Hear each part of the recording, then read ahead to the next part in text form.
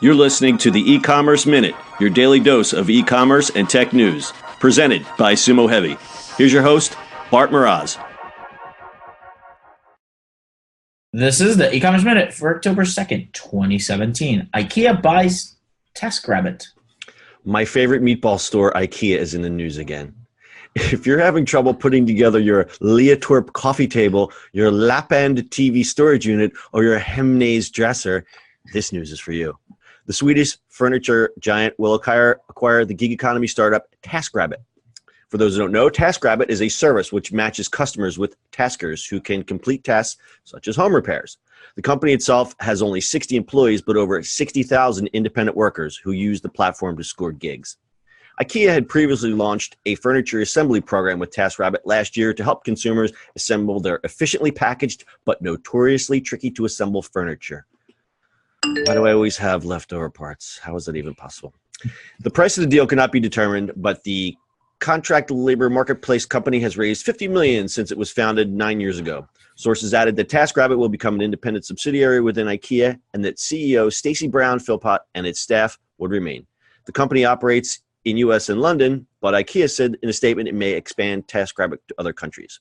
The deal was signed last Monday, and Ikea anticipates the transaction will close next month. Ikea, technically owned by Dutch nonprofit Stichting Inge Foundation, reported 2016 retail sales of $42.8 billion, up 8%.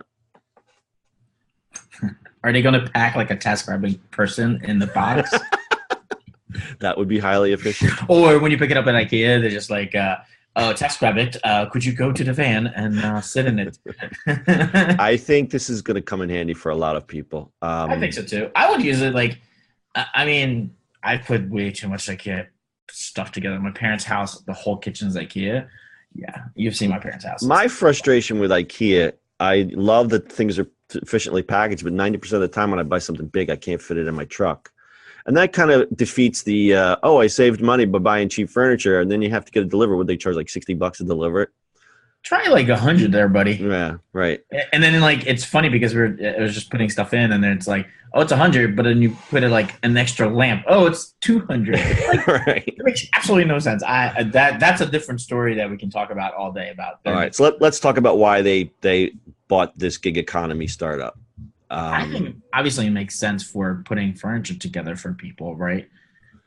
Who wants to do that work? Nobody. Right, nobody. But if they're going to be a separate subsidiary, people are just going to do it. That's kind of interesting. Yeah, well, Amazon also, I think they use TaskRabbit as well, don't they? I think so. Yeah. And I think the good thing is retailers like Ikea, they get to charge more because they'll make more profits because you don't make money. Their profit margins are so low. Mm-hmm. I think anything as an add-on, that's going to be highly profitable for them. Well, it looks like Wayfair was doing a similar acquisition from Handy, right? Right. That's all done. You don't see Handy. When you do the transaction, it's all handled by Wayfair, and Wayfair passes on to Handy. I think they're going to keep TaskRabbit separate. So it'll be interesting to see, like, when you go to Ikea, or how are they going to explain that to the consumer? Yeah. I mean, obviously online, it maybe just redirects you to the site, but I'm talking about bricks and mortar. When you're in the store, how is that explained? Right, that's what I'm saying. They're going to put a box or a cage with a rabbit in it. They're actually in there, right? An actual person in there. Here you go. Return it when you're done. Get yourself a TaskRabbit. It's going to be funny.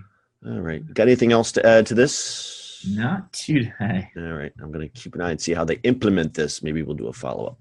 All right. That's your e-commerce minute for today. We'll see you on the internet tomorrow. That's it for today. If you like the show, make sure you add us as a favorite and share this with your friends. Please follow us on social media @Sumo Heavy. And finally, if you've got a question, comment, or suggestion for the show, call us on Anchor. Until next time, we'll see you on the next e-commerce minute.